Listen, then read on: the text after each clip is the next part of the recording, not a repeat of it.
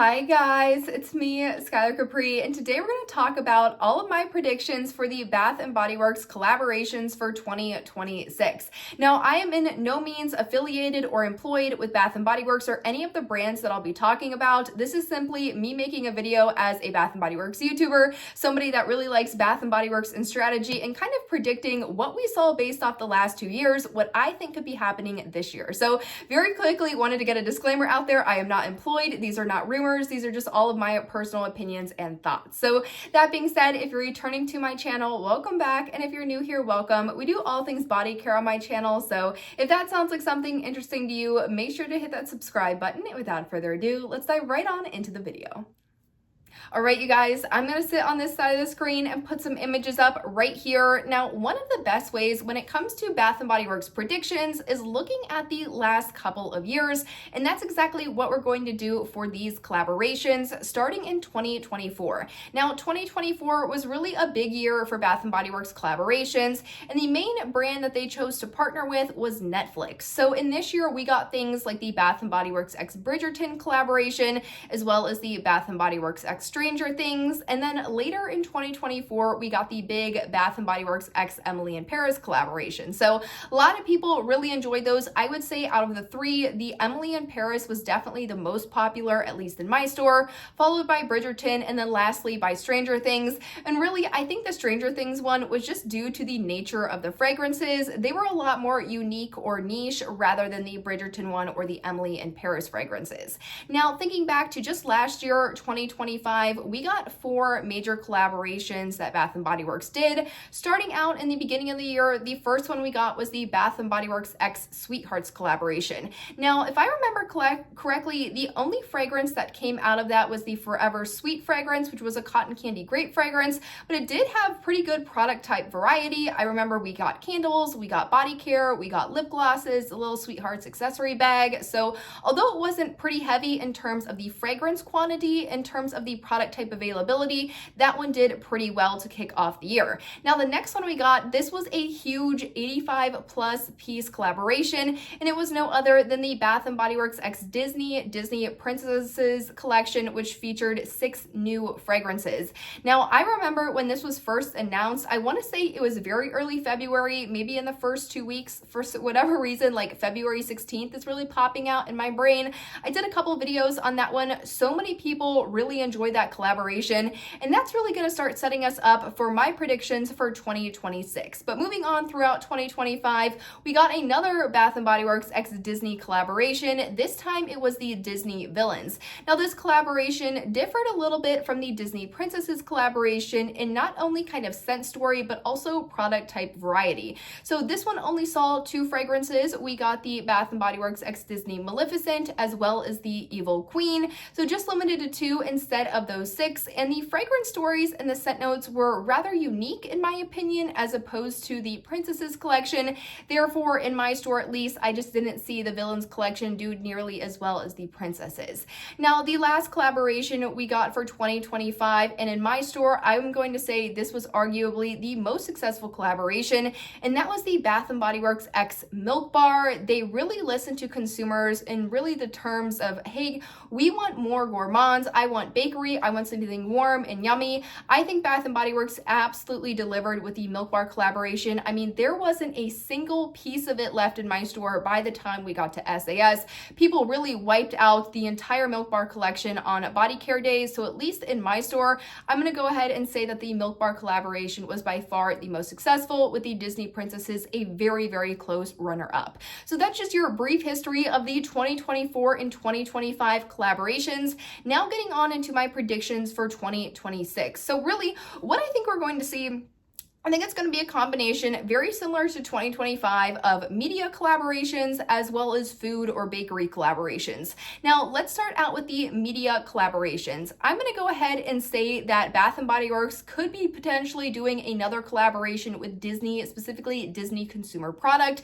That is the kind of branch of Disney that was on the original press release, so it would be considered Disney Consumer Product. And what I'm expecting to see or predicting to see is going to be another Bath & Body Works x x Princesses collaboration. One, really, we saw Bath & Body Works Princesses doing extremely well, especially when it came down to those more collector's items. So if you guys remember the pocket back holders or the coin purses, those are honestly the two items that I've seen sell out the quickest, really over my time of doing Bath & Body Works YouTube. I honestly can't think of a product Bath & Body Works has put out that has sold out just simply that fast.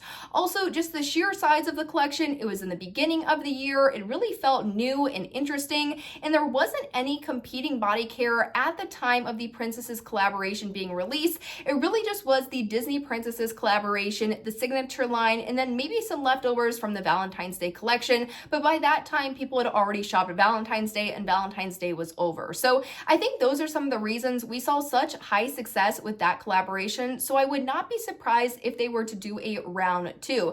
I would especially not be surprised because the Disney Princesses do span way more characters than what we originally got. I'm sure there's 6, 7, 8, 9 characters they could do an entire other collaboration with, keep all of the exact same numbers, and it would be another huge success. So totally wouldn't be surprised if we see another Bath & Body Works x Disney collaboration. In my opinion, I think it would be the princesses as opposed to the villains. Now, I do think they could be doing another round of the villains collection. They would just need to be much more thoughtful with not only kind of the scents they're putting out, but also in terms of timing.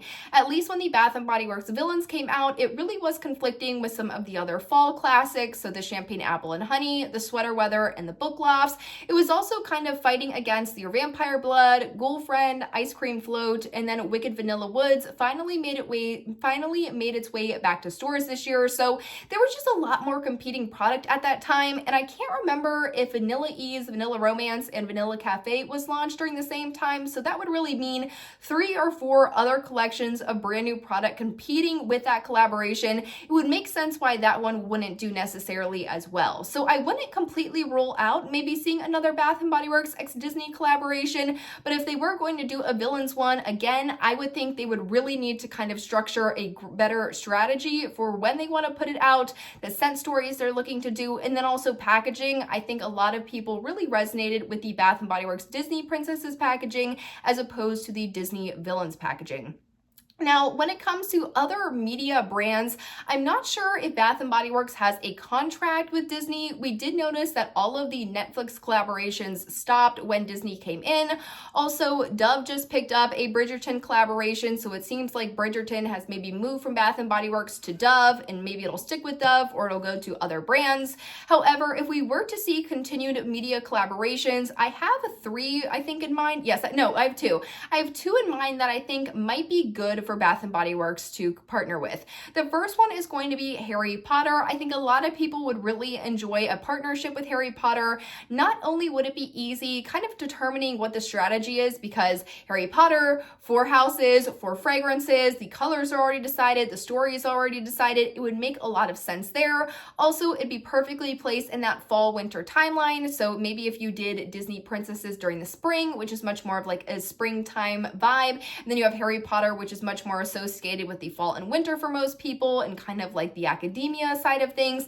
I think that would really resonate. Also, we've seen Harry Potter, which I believe is Warner Brothers or Universal. I can't remember which brand kind of owns them or would be the parent company. They have been doing a lot of collaborations in the past, so this is definitely a brand that would be open to collaborating. Now, the other one I had in mind was Gilmore Girls. Now, Gilmore Girls is one of my all-time favorite shows. It's such a comfort show for me, and I think a Bath & Body Works x Gilmore Girls collaboration, especially for fall, would just be absolutely perfect for consumers. Now, one of the reasons why I think that this could be a possible strategic move for Bath & Body Works is, one, Gilmore Girls viewers are predominantly female, and Bath & Body Works really does target more to the female audience. They don't push their men's collection as much as they should, and honestly, I really enjoy the men's collection. I think once you put like your boyfriend or husband or friend onto the men's collection, they're pretty loyal and they don't switch it up too much, but we are seeing Bath & Body Works definitely marketing towards more Gen Z female audiences, so I think that Gilmore Girls would be strategic from just a consumer demographic standpoint. but also like Harry Potter, like Harry Potter, Gilmore Girls has been one of those brands that has enjoyed more collaborations and partnerships. They recently did a Vera Bradley collaboration, so they have done one in just the past couple of months. So I think this could be another media kind of type that Bath & Body Works might be interested in doing a collaboration with. Again, I do think that Disney is going to be a dominating force. I'm not sure if they have a contract, if they're just doing like a certain number of rollouts, maybe it's 5 rollouts as opposed to like a 2 or 3 year contract, but I definitely think that that one's going to have priority over some of the other medias. Now, when it comes to other brands that we saw and other kind of types of brands that we saw Bath & Body Works collaborating with in 2025, it really was those foodie, bakery, or candy company brands, and really bleeding that into 2026, I think we're going to see a couple of things. Now, first, I wouldn't be surprised if we see another Spangler Candy Company collaboration. Spangler Candy Company is the parent company that owns Sweethearts. And now one of the other brands that sits under them that I could definitely see Bath & Body Works be interested in doing a collaboration with would be Dum Dums.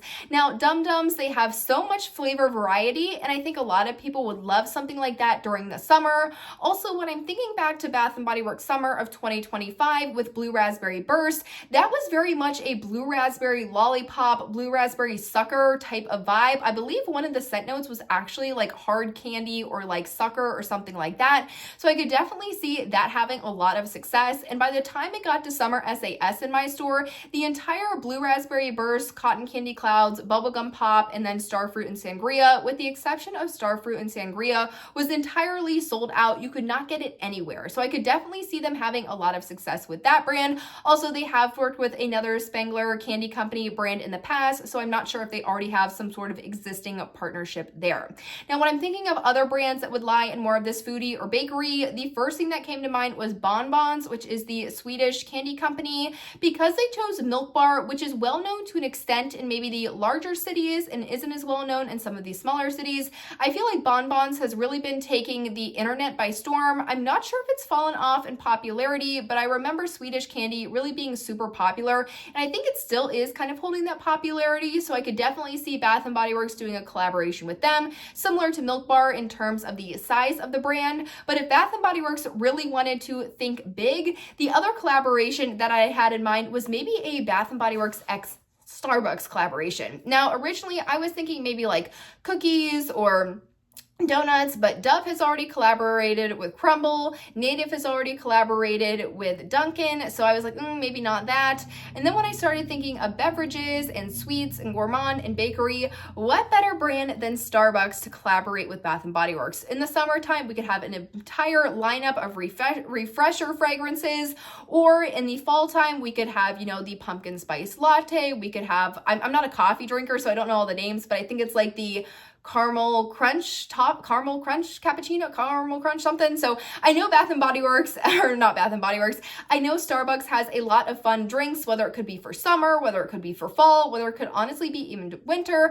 And with the success of things like Vanilla Cafe and the Rich Espresso as part of the wellness collection, it definitely seems like there is a need for more of those coffee type fragrances, so that could work out really well. And I think that would be fairly strategic for both Starbucks as well as Bath & Body Works. So that was kind of another prediction I had, but really overall and generally, I think we're going to see maybe 2 media collaborations and 2 bakery or kind of like candy sweets company collaborations. I think any more than 4, it just doesn't really work out. Really 1 per quarter seems to make the most sense. It gives the products the most space on the floor without competing with other signature line comebacks or seasonal comebacks. So I definitely think 4 is going to be the max we're going to see this year. I'm interested to see what Bath & Body Works ends up doing. Again, I'm not affiliated with any of these brands. I'm not an employee. This is simply me as a consumer, as a YouTuber, giving my opinion based off really past evidence, as well as what I think their strategy could be after listening to more of those reports and earning calls. But you guys, that really wraps up this video. Let me know in the comments down below what you're thinking in terms of collaborations. Besides the brands that I've talked about, are there any brands you would absolutely love to see Bath & Body Works do a collaboration with? I'm always excited to see your ideas and your thoughts in the comments down below. But that being said, if you are experiencing the winter storm this weekend, I hope you are staying warm and safe. But I hope you guys enjoyed this video, found it helpful, and I will see you all in my next one. Bye, guys.